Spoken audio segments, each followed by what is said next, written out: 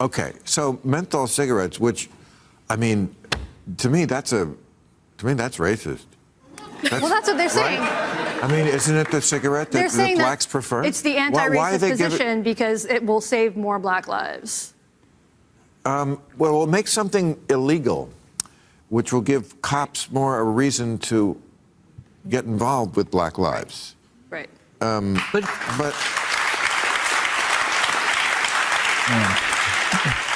Bill Maher had to firmly push back against one of his guests, Katie Herzog, during a recent episode of Real Time with Bill Maher. The exchange was striking enough to leave the audience in complete silence. Let's take a look at the moment, when Bill Maher decisively addressed Herzog's comments, leading to an unexpected and quiet reaction from the crowd. Okay, we're here back on Overtime.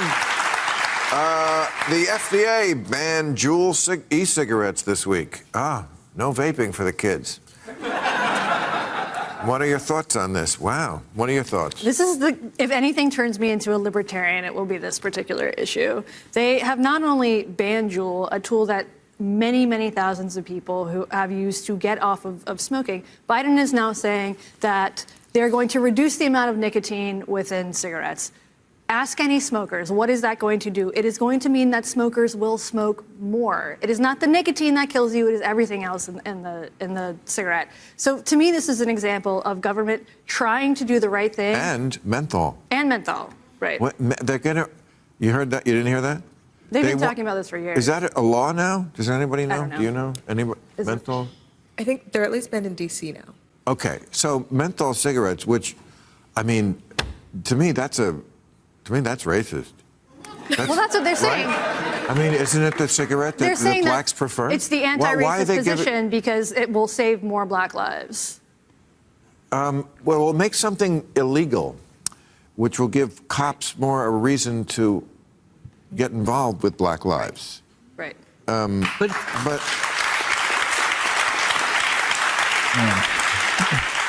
It just gets really tiring. It starts to feel like a competition over who's more oppressed. Take the menthol cigarette ban, for example. Some argue it's a racist policy because it disproportionately affects black communities. On the other hand, supporters claim it's a public health measure intended to benefit those same communities by reducing smoking-related deaths. But then the argument flips again. If menthol cigarettes become illegal and black individuals are more likely to use them, wouldn't that increase the likelihood of police targeting them? It turns into a cycle of contradictory claims. At some point, you have to ask, why are we approaching this issue as if black people can't make their own decisions? It's like there's this constant debate over who's doing more to help, and it ends up sounding more condescending than constructive. Honestly, it just needs to stop. Purist. I only smoke joints. And I know you do. But I know it's not good for my lungs. I absolutely do. I'm not going to pretend it isn't. And for most people, because I don't like the way that the vape makes you feel as a stoner. It doesn't work, really. Yeah. Oh, it does. Oh, well... Really? You never used like a Puffco? I have. Yeah. No. You couldn't have it. This is get your hand out of your pants. No, that's not a Puffco. Oh, okay. Sorry. You couldn't keep it in your... Oh, like a volcano? A volcano? Well, a volcano is different, too. Right. These are things you can't keep in your pants. Sounds like we're on Jeopardy. Category, things you can't keep in your pants. I just know that vaping is safer than smoke, right? Vapor is safer than smoke. I believe it is. And not as fun. But it's pretty clear. Okay, I agree with you about joints. There's something about a joint. I mean, people who watch Club Random, they say, Bill, thank you again, one guy. I don't know, this crowd is very strange. He's the white guy. Three, honestly, it all just feels like background behavior. NPC stuff, if I'm being real. Smoking cigarettes, for example, is hard to justify. If you're not at least trying to quit, it seems like a poor decision. Then there's vaping. A lot of people seem to do it just because it looks trendy or socially accepted. Personally, I don't get it. To me, it all feels pointless. Like, why choose to harm yourself? I understand wanting a moment of enjoyment here and there, but regularly, doing it? That's where I lose the logic. From what I understand, it's the tobacco that causes health issues, but it's the nicotine that gets you hooked. So, in that case, wouldn't it make more sense to avoid nicotine-heavy vapes altogether? If someone really wants to smoke, maybe something like hookah would be better, where you're consuming mostly tobacco with little or no nicotine. That way, you might experience some effects of tobacco without the risk of addiction from nicotine. But still, the whole habit just feels off to me. I've never understood the appeal of voluntarily doing something that's both harmful and addictive. It's strange how people willingly choose it, knowing the risks involved. Great laughers, but they will not commit to anything. They're really into They're jewelry. very cautious, good people. But, you know, they're like, Bill, you always have that club cigarette in your hand. Because, you know, that's what we're smoking. There's something about a joint. I think it's more than just what it feels in your lungs. It's like the prop of it. It's like I remember when I would smoke cigarettes, there was something about sitting in a... Yes. And I like the kick you upside the head kind of feel when the smoke, when you first get it, it kind of bang.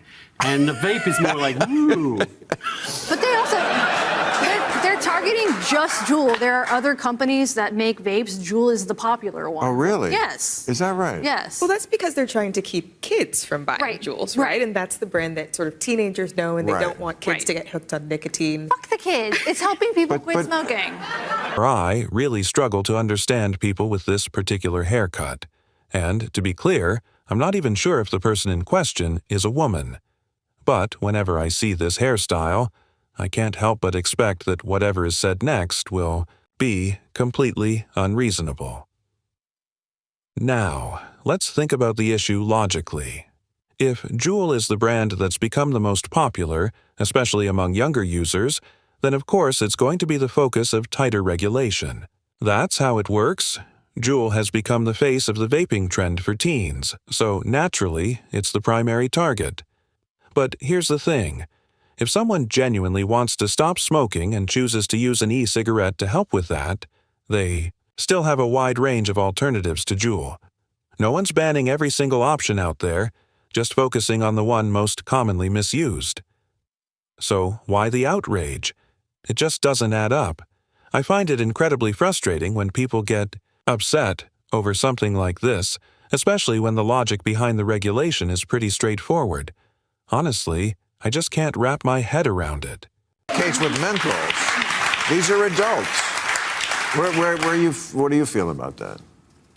I mean, yes, we found that smoking is bad. I mean, Right. it's- For everybody, this by is the thing way. that we know, and it has caused both individuals and the government, who has to pay for health care, a lot of trouble over the years. That said, there is something to be said for allowing adults to make some of their own choices. Right, and not and making everything dividing us racially.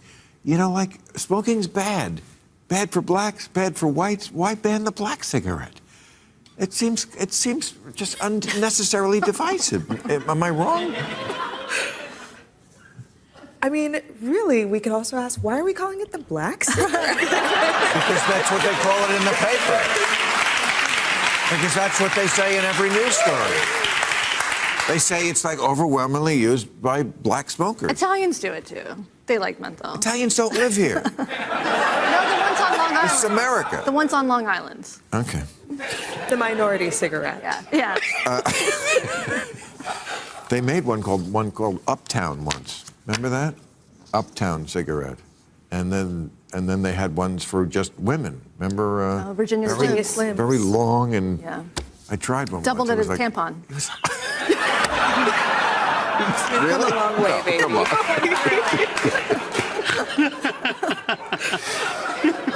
Okay, Christine, do you think tech-savvy millennials and Gen Zers will be able to prevent their own children from accessing internet porn? Wow. I think that the way that they're going to prevent them now is by not having them, actually. I mean, America is undergoing like a fertility crisis, basically. People are having way fewer. Yeah, unfortunately, we can't really go into detail about this topic because there are just too many restricted terms that can't be mentioned here. But I'd love to hear your thoughts in the comments. What do you all think about Bill Maher's perspective on the issue? Personally, I tend to agree with some of the points Bill Maher raised. That said, I still can't get past that particular haircut. It's just hard for me to take someone seriously when every opinion that follows tends to come off as irrational. It happens every time. Anyway, drop your thoughts below, especially about Bill Maher pushing back against Katie Herzog during that recent segment on Real Time.